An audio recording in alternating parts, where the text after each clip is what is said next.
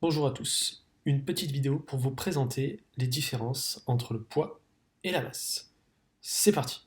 Allez Marcel!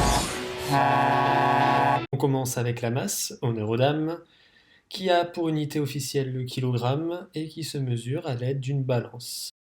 La balance de Roberval étant la balance qui mesure véritablement une masse. Roberval, c'est un physicien français né en 1602, au nord de Paris, à Roberval, d'où son nom, tout simplement. C'est cela, oui, oui, oui, oui. La masse est liée en fait à la quantité de matière, autrement dit au nombre de molécules qui constituent un objet ou un élément, et on la confond malheureusement trop souvent avec le poids. Le poids qui est une force en fait. Je vous rappelle qu'il existe deux types de forces, les forces à distance et les forces de contact. Et en fait, le poids, c'est une situation très particulière de la gravitation. On peut parler de poids lorsque l'objet ou l'élément est au voisinage de la Terre.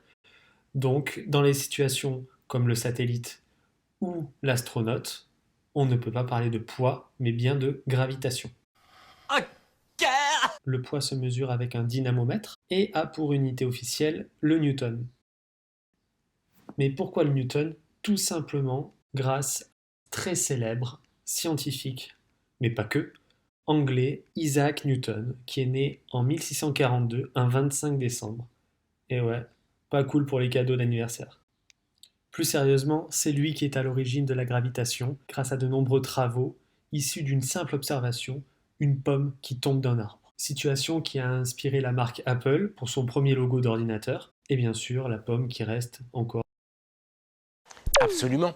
Grâce à ça, vous ne pourrez plus dire lancer de poids mais lancer de masse, poids net mais masse nette, et quand votre médecin vous demandera votre poids, vous le corrigerez en lui indiquant que ce n'est pas votre poids mais votre masse.